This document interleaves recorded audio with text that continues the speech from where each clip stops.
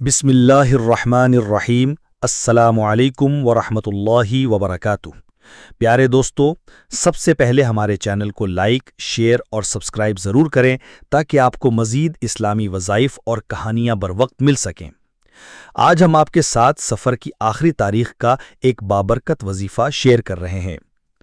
سفر کی آخری تاریخ کا وظیفہ بہت بابرکت مانا جاتا ہے۔